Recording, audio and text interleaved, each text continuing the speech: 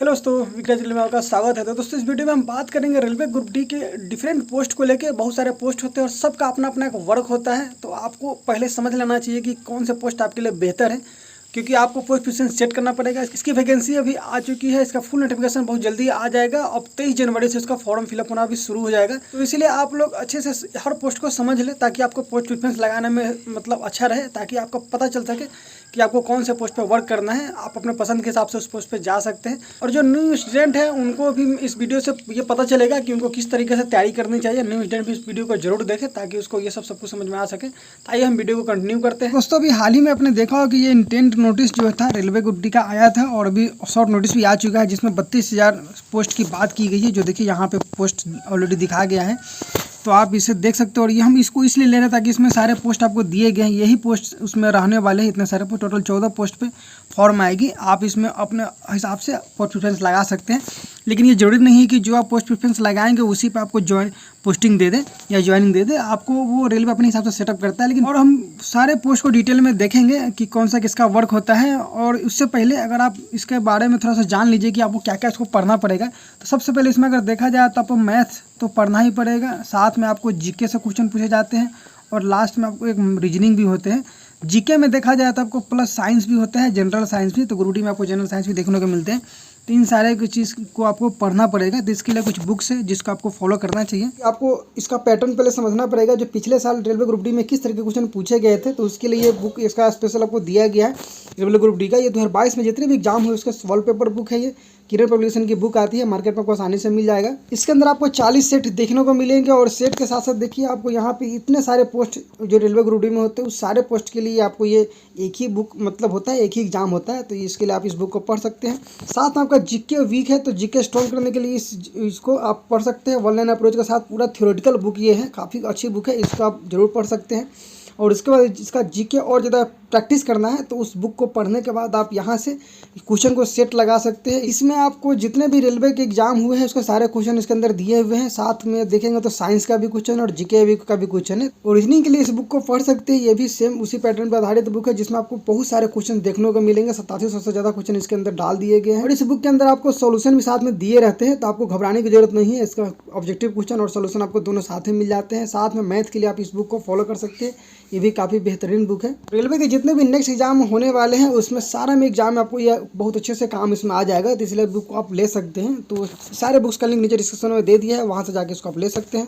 तो दोस्तों, आइए हम सबसे पहले देखते हैं ये पॉइंट्समैन जो बी होता है, ये इसका क्या वर्क होता है। तो इसका जो दोस्तों जो पॉइंट्समैन जो वर्क होता है, ये आपको स्टेशन जो होता है रेलवे स्टेशन, उसके अंदर में ही आपको रहना पड़ता है। जैसे मान लीजिए कोई अगर ट्रेन वगैरह जाती है तो उसके अपोजिट साइड में जाके उसको झंडी दिखाना पड़ता है, ग्रीन हो रेड हो, ये सब झंडी को हाथ में रखना पड़ता है, और झंडी दिखाने का काम होता है। लेकिन इसकी ड्यूटी अगर देखा जाए तो ड्यूटी आवर इसकी 8 घंटे की जनरली होती है, लेकिन कभी कभी इसको 12 घंटा भी दिया जा सकता है। बहुत जगह 12 घंटे भी कभी कभी करना पड़ता है, क्योंकि वहाँ पर अगर स्टाफ मान लीजिए कम है, कुछ स्टाफ मान लीजिए अगर छुट्टी में चले गए, तो आपको 12 घंटे ड्यूटी करने पड़ सकते हैं। तो इस पॉइंट्समैन का अगर वर्क देखा जाए तो वर्क में ये इसके अलावा और भी क्या होता है कि जैसे मान लीजिए किसी स्टेशन पे गाड़ी अगर मान लीजिए संटिंग होता है, अगर रुक गया गाड़ी, तो वहाँ पे आप उसको कपलिंग करना पड़ता है। दो जो बोगी होता है उसके बीच में आपको अटैच करना पड़ता है, इसको कपलिंग बोलते हैं, या संटिंग करना पड़ता है। तो ये सारा काम किया जाता है। आपको स्टेशन में देखेंगे तो बहुत सारे होते हैं, वहाँ चैन लगे होते हैं, तो उस चैन को लेके जाना पड़ता है। और उसके पहिए में आपको देखेंगे तो वहाँ उसको बांधना पड़ता है नीचे ट्रैक के साथ में, और बांधने के बाद ताकि वो गाड़ी इधर उधर नहीं हो सके, आगे पीछे नहीं हो सके, क्योंकि कभी कभी देखते हैं ढलान भी रहता है बहुत जगह पे, तो इसलिए ऐसा सब लगा जाता है। और इसमें क्या होता है कि एक वो चक्के के पीछे जो होता है ऐसा एक ब्रेक की तरह होता है, ब्रेक मतलब नीचे फिक्स करने के लिए, ताकि वो ब्रेकर के समझ लीजिए। तो इससे भी लगाया जाता है दोनों साइड में। आपको गार्ड बोगी के पास जाकर लगाना पड़ेगा, और फिर इंजन के साइड में भी लगाना पड़ता है, ताकि ट्रेन का मूवमेंट नहीं हो। फिर जैसे ट्रेन में से कुछ अगर जाना अगर होता है तो उसके बाद फिर उस सबको हटा दिया जाता है। तो ये सारे काम आपको पॉइंट्समैन को करने देखने को मिलते हैं। हालांकि हमेशा नहीं होता है, कभी कभी ऐसी स्टेशन पर गाड़ी अगर रुकती है तो आपको ये करना पड़ सकता है। उसके बाद अगर देखा जाए तो असिस्टेंट ट्रैक मशीन है, ये भी पोस्ट काफ़ी बेस्ट होता है। अगर आपको पैसे ज़्यादा चाहिए, सैलरी ज़्यादा चाहिए, इसमें टीए आपको कम से कम 21 डेज आपको टीए से मिलने वाले हैं। और अभी टीए का जो है 625 रुपया कर दिया गया है, पहले 500 रुपया था। तो फुल टीए आपको उसमें देखने को मिलता है।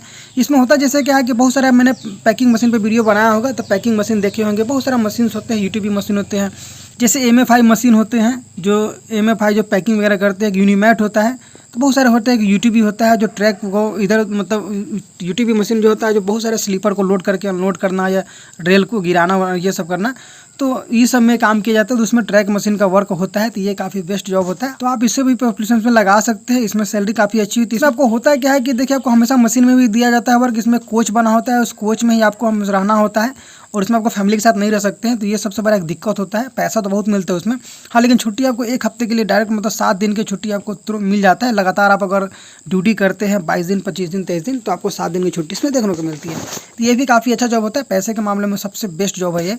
उसका बाद असिस्टेंट ब्रिज है। असिस्टेंट ब्रिज क्या होता है कि ब्रिज से रिलेटेड बहुत सारे वर्क होते हैं, तो वहाँ पे उसको भेजा जा सकता है। ट्रैक मेंटेनर 4 अगर देखा जाए तो यहाँ पे जो मैं ऑलरेडी वर्क कर चुका हूँ, बहुत को पता ही होगा, तो ये ट्रैक मेंटेनर वर्क होता है। उसका असिस्टेंट पीवे जो है कि ये नया पोस्ट जो इसमें ऐड किया गया है। असिस्टेंट पीवे का मतलब क्या है कि बहुत सारे पीवे होते हैं, एसएससी जिसको बोलते हैं, या जूनियर इंजीनियर होते हैं, जेई होते हैं, तो उनके साथ में एक लड़का रहता है हमेशा। मान लीजिए कोई यहीं पर काम करने जाना हो तो उसके साथ में जाना पड़ेगा आपको। जैसे मान लीजिए उसको पानी का जरूरत हो तो आपको पानी का बोतल वगैरह थोड़ा साथ में कैरी करना है, तो थोड़ा सर को दे देना है कि हाँ ठीक है सर, पानी वो मांगेंगे तो पानी उनको देना है। ये सारे वर्क होते हैं, बाकी और ज़्यादा कुछ इसमें काम होता नहीं। साथ में आपको बस कंपनी देना पड़ता है, साथ में पुराना पड़ता है। तो ये असिस्टेंट पीवे का वर्क है। उसके बाद ये छठा पोस्ट है असिस्टेंट सीएनडब्ल्यू डिपार्टमेंट में क्या होता है कि ये आपको स्टेशन में पॉइंट्स में बहुत सारे वर्क किए जाते हैं। उसका टीआरडी देखा जाए तो टीआरडी भी आपके क्या होता है कि पॉइंट्स के बाद में देखिए जैसे ग्लू जॉइंट वगैरह होता है हर ट्रैक पे, तो ग्लू जॉइंट के बीच में एक बॉन्ड वायर बांधा जाता है दोनों ट्रेन को, मतलब दोनों पटरी को कनेक्शन करने के लिए, ताकि ट्रेन इधर से पास हो सके करंट अच्छे से। तो ये सारा टीआरडी डिपार्टमेंट का वर्क होता है। उसके बाद एसएनटी डिपार्टमेंट देखा जाए तो सिग्नल एंड टेलीकॉम डिपार्टमेंट होता है।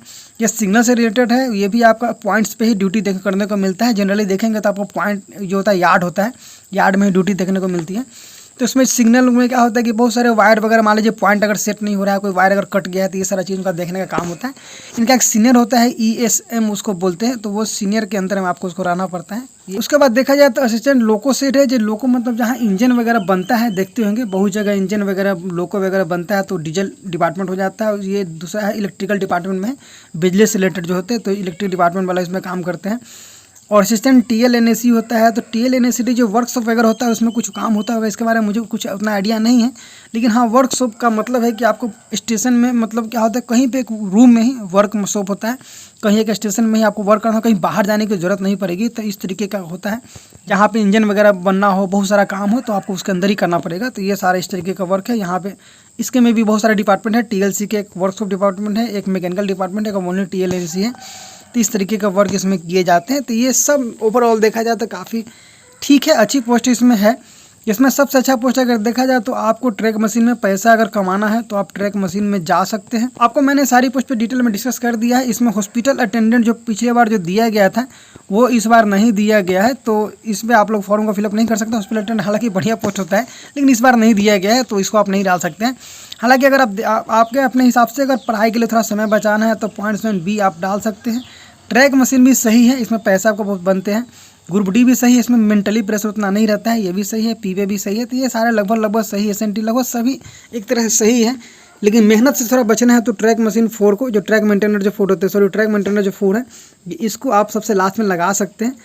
तो मेहनत इसमें कम है, लेकिन हाँ इसमें टेंशन बहुत कम होता है, कोई मेंटली प्रेशर नहीं होता है। इसमें आपका वर्क खत्म हो जाता है, उसके बाद कोई आपको पूछने वाला नहीं है, किसी से कोई आपको मतलब नहीं। आप अपना घर पे आइए, पढ़ाई कीजिए, सब कुछ कीजिए।